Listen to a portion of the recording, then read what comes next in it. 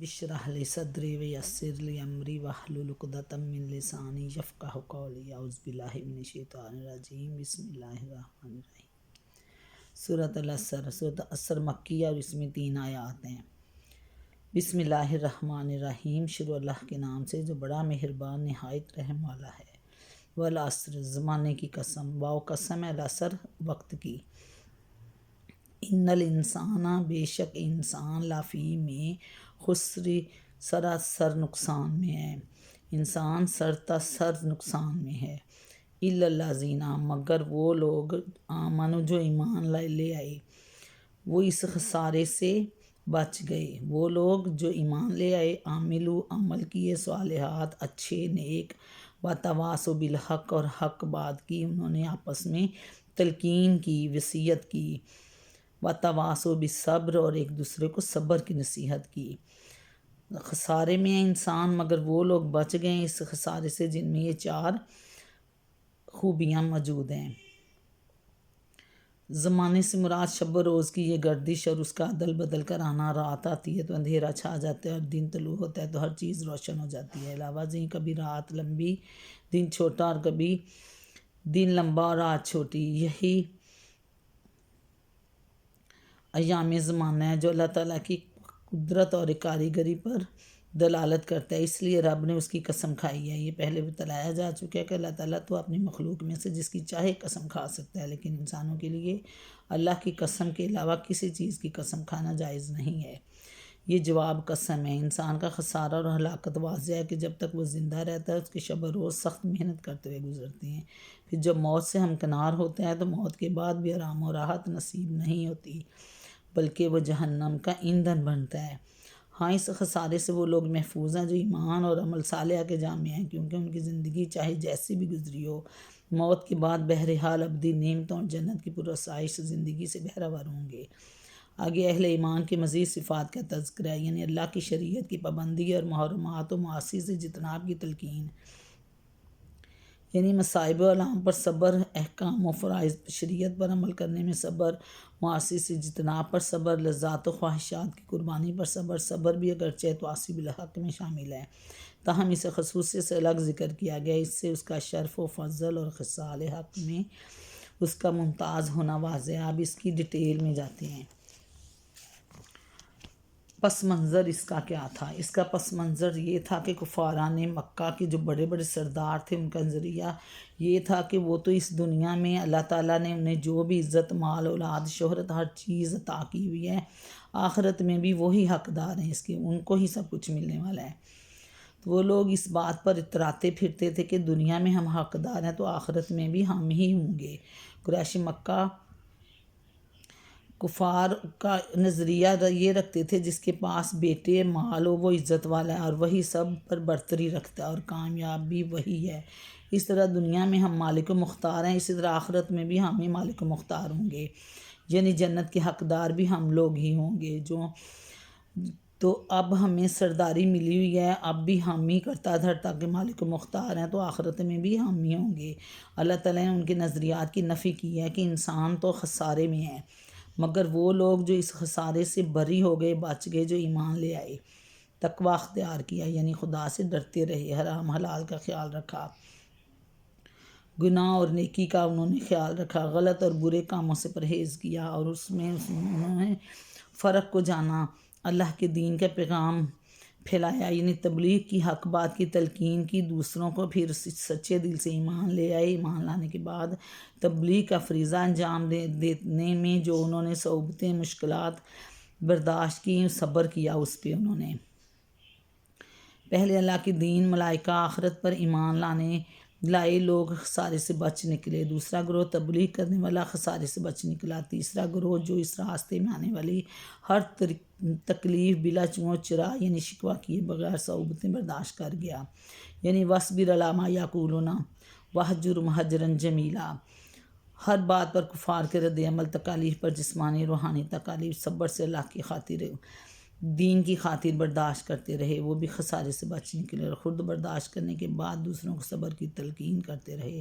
شریعت پر عمل کرنے پر صبر، معاصیوں سے اجتناب، و لذات و خواہشات کی قربانی پر صبر، صبر اگرچہ تواسی بالحق میں شامل تھا، لیکن یہ اہمیت کا حامل ہے، تو اللہ تبارک و تعالیٰ نے علیحدہ سے صبر کی تلقین کی۔ تو اس طرح کفاران مکہ، ان کے دماغ میں جو خلل تھا اللہ تبارک تعالیٰ نے دور کر دیا، جو خناس ان کے دلوں پر ایک دماغوں میں بھرا ہوا تھا، دنیا میں جو مادی چیزیں ہمیں ملی ہوئی ہیں آخرت میں بھی ہمیں ہی ملیں گی، یہ غریب مسلمانوں جو اس کے حقدار نہ ہوں گے اب اور نہ آخرت میں۔ اول وہ آخرت پر یقین ہی نہیں رکھتے تھے کہ دوبارہ زندہ ہونا ہے، پھر ساری دنیا تو لوگوں کو اللہ نے زندہ کرنا ہے، دوبارہ اگر اٹھ بھی گئے مردہ حالت سے زندہ ہو گئے تو پھر بھی ہم ہی ساری چیزوں کے حقدار ہوں گے، فوقیت ہمیں بھی ملے گی۔ تو اللہ تعالیٰ نے ان کی ان غلط فہمی کو دور کر دیا۔ والعصر، واو قسم ہے، العصر عصر کے وقت کی قسم۔ اب شام ہو رہی ہے، رات ہونے والی ہے، دن ڈھل گیا ہے، وقت ختم ہو رہا ہے، زیادہ گزر گیا، تھوڑا رہ گیا۔ ایک نظریہ یہ بھی ہے قیامت نزدیک ہے، دوسرا تمہاری عمر تھوڑی رہ گئی ہے، نیکی کے کام کر لو، آخرت میں خسارے والے لوگ ہیں، تمہارا شمار نہ ہوگا، نہ بچ پاؤ گے، ورنہ خسارے پانے والوں میں شامل ہو جاؤ گے، نقصان میں۔ اب خود کو اس نقصان سے ہمیں کیسے بچانا ہے؟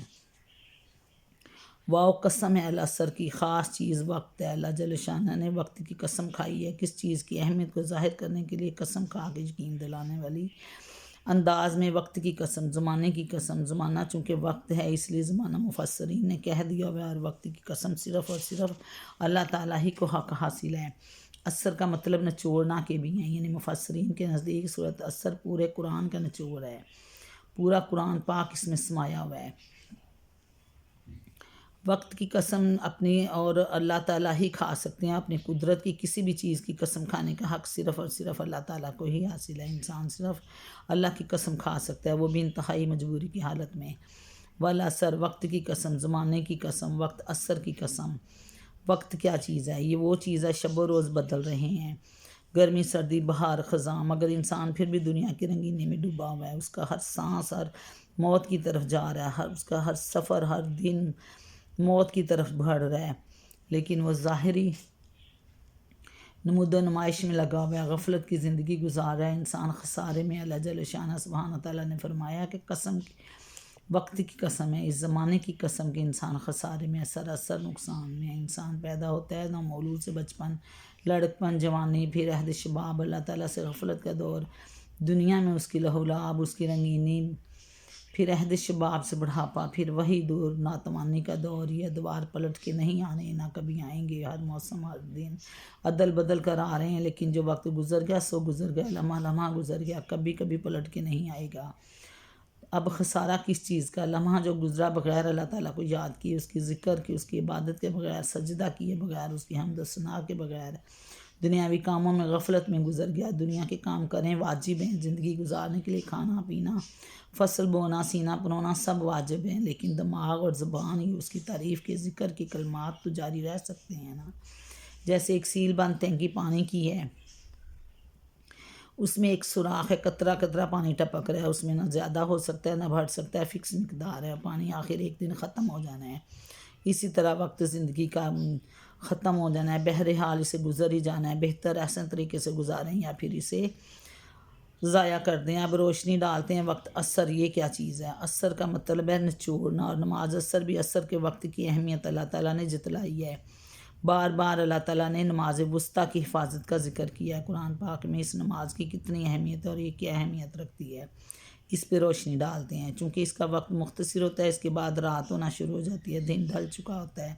نماز بھی اللہ تعالیٰ نے اسی حکمت کے تحت مختصر رکھی ہے کہ فوراً سے ادا کر سکیں۔ یہ وہ وقت ہوتا ہے جو تاجر حضرات سوداگر دور دراز علاقوں سے تجارت کی غرض سے گئے ہوتے ہیں، مال و اسباب کی خریداری کر کے واپسی کا سفر شروع کر رہے ہوتے ہیں، جلدی جلدی خریداری ختم کر کے پلٹنے کی تیاری ہوتی ہے، دونوں مصروف ہوتے ہیں، خریدار اور بیچنے والا۔ دوسرے لفظوں میں مصروفیت کا وقت، سفر کی تیاری کا وقت، دن بھر کے کام کاج سمیٹ کے لوٹنے کے وقت کی تیاری، اپنے آشیانوں کی طرف لوٹنے کا وقت۔ تو انسان کا وقت بھی اصل لوٹنے کا وقت ہے، اپنے آشیانے جنت کی طرف لوٹنے کا وقت۔ پیچھے پلٹ کے دیکھیے کیا خریداری کی ہے، اپنے روپے وقت کے ساتھ کیا خریدا ہے، کتنا بہترین سودا خریدا ہے، کیا خریدا ہے، کیا بیچا ہے، کیا رکھا ہے، کیا بچایا ہے۔ اپنے رخت سفر کے لیے، سفر آخرت کے لیے کتنی نیکیاں، کتنے بہترین اعمال پلے میں باندھ رکھے ہیں، زیادہ راہ کیا اکٹھا کیا ہے۔ اس خرید و فروخت میں نماز عصر کی قضا ہو جاتی ہے، بھول جاتی ہے نماز ادا بھی کی کہ نہیں، نہایت مصروفیت کا وقت، اور اس وقت شیطان حملہ کرتا ہے اور ذہن سے نکال دیتا ہے عصر کے وقت۔ اہل عرب چونکہ تجارت کرتے تھے، اس لیے اللہ تعالیٰ نے ان کو ان کے اسی پیش نظر مخاطب کیا ہے، چونکہ یہ صورت بھی مکی ہے۔ مفسرین نے بھی اسے العصر، وقت عصر اسی لیے اہمیت کا حامل ہے کہ قیامت جب برپا ہوگی وہ بھی وقت عصر کا ہوگا، اور جب قبر میں اتارا جاتا ہے وہ بھی وقت عصر کا ہوگا۔ میت چاہے رات 10 بجے دفنا کے آئیں صبح فجر کے وقت، چاہے دوپہر کو، چاہے رات کو، قبر کے اندر عصر کا وقت ہوگا۔ اب سوال یہ ہے کہ چونکہ وہاں وقت عصر کا ہوگا تو مردہ مسلمان کو جب غسل دے کے صاف ستھرا لباس پہنایا جاتا ہے، پاک صاف اللہ کے حضور حاضری کے لیے جا رہا ہے، وہاں قیامت تو ابھی بہت دور ہے۔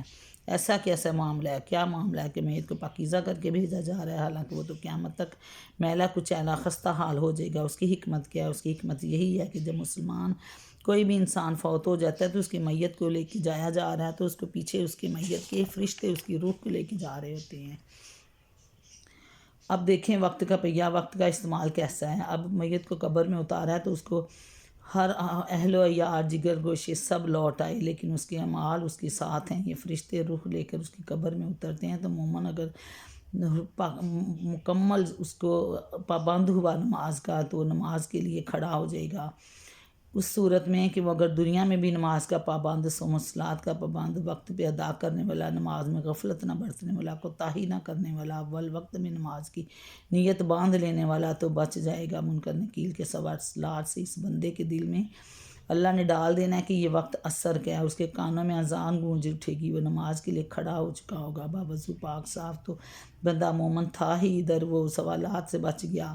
صرف اس صورت کے وقت کے ساتھ، وقت کی پابندی کے ساتھ نماز ادا کرنے کی عادت تھی، غفلت و کوتاہی نہ کرتا تھا نماز میں، تو فرشتے جنت کی کھڑکی کھول دیں گے۔